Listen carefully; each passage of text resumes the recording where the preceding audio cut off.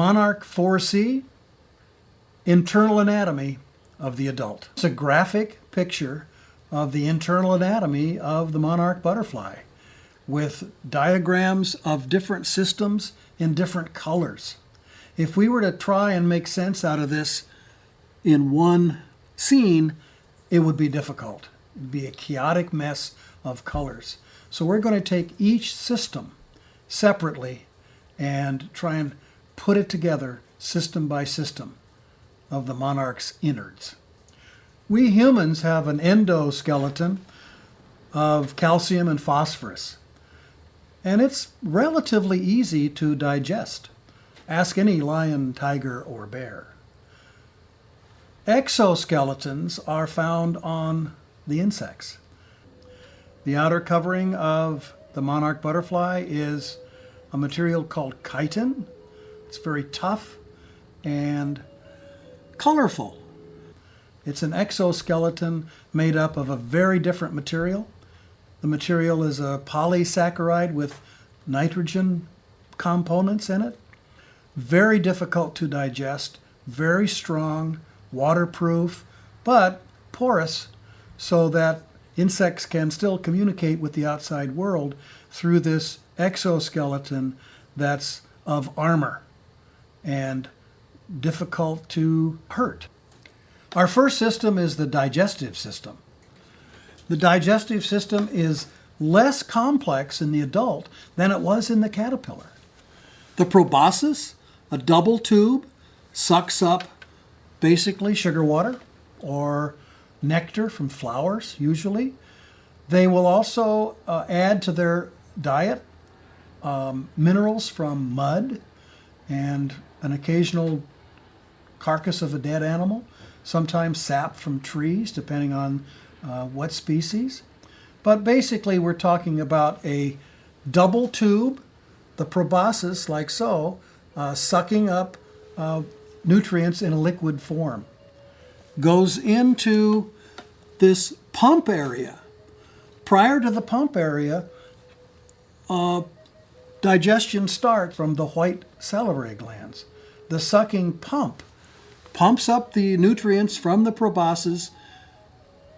Material goes on its way down the esophagus, this narrow tube, into first the crop. This is the crop, which functions like a stomach. It's a chamber to store the nectar. The digestion occurs in the midgut, which is here. So nectar will go down the esophagus into the crop, hang out for a while, come back down, and be digested and absorbed in the midgut. The material then continues on its way, where uric acid is added from the excretory organ. The Malpighian tubules acts as a kidney. Uric acid is a solid. Humans have a urea, which is liquid form. So the excretion of uric acid is helpful in maintaining the water content in the animal's body. So you have uric acid exiting here, material digested from the midgut here and passing on down into the hindgut and ultimately to the rectum, where the products of excretion and the products of digestion exit from the body. The insect circulatory system is very different from that of humans. The insect system is called an open blood system.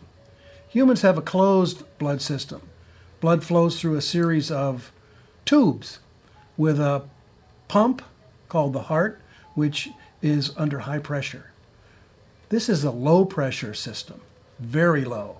The blood just sloshes around and oozes in and out of the heart into the body cavity. Also, and this is important, oxygen is not part of this system. In the diagram, we've got blood in red. Insect blood is not red. Red represents hemoglobin. There is no hemoglobin in the blood of an insect.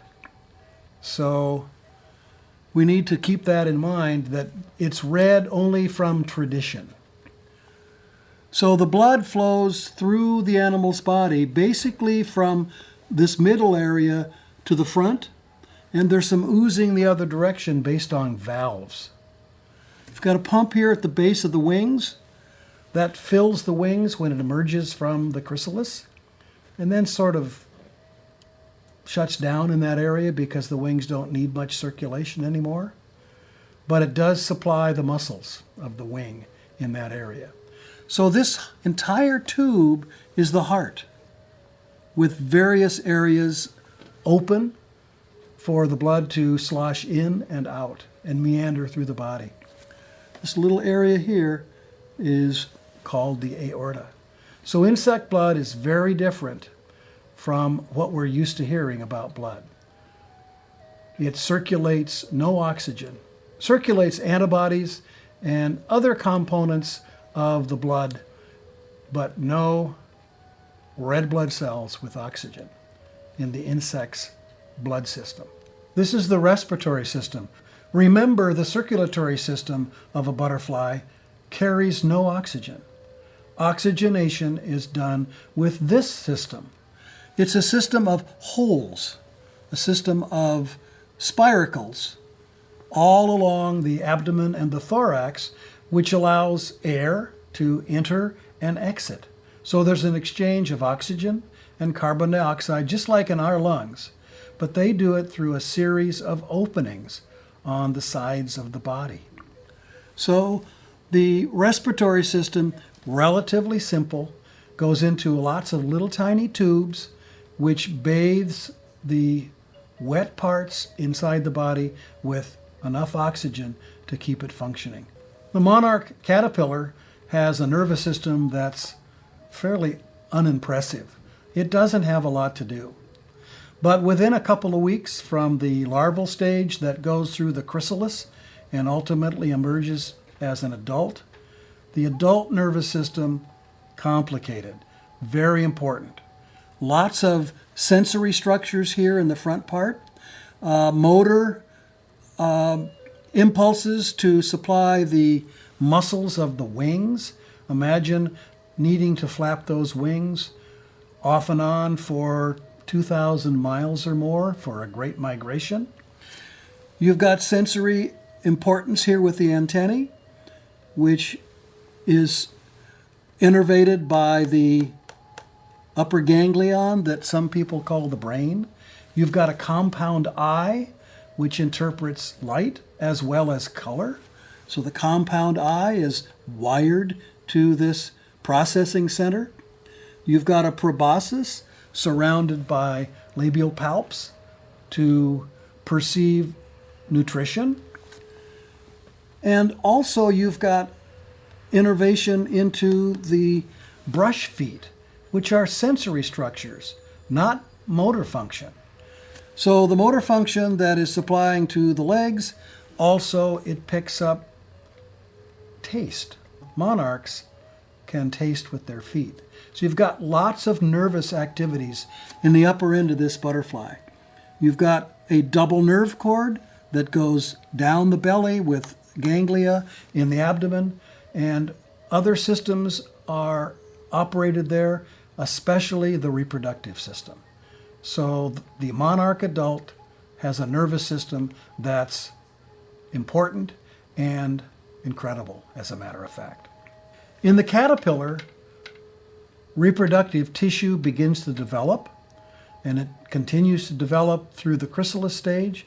So finally, when the adult emerges from the chrysalis, the reproductive organs are functional and ready to operate. In this male diagram, for example, you've got testes for producing sperm. You've got accessory organs for producing other material important in reproduction, and an accessory organ for transferring sperm to the female. The female reproductive organs include a tube for receiving sperm, a place where the sperm can accumulate. This is a structure called the bursa. The sperm then will travel through this tube into a little chamber up here for receiving and storing sperm. The sperm will stay there for a while. The eggs will be produced here in the ovaries and travel down this tube where they will be fertilized here.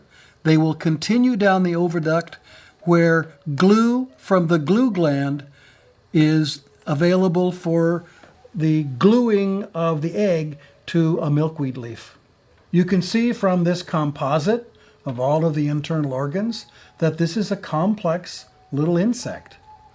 Monarch butterfly has individual systems that need to work in a coordinated manner.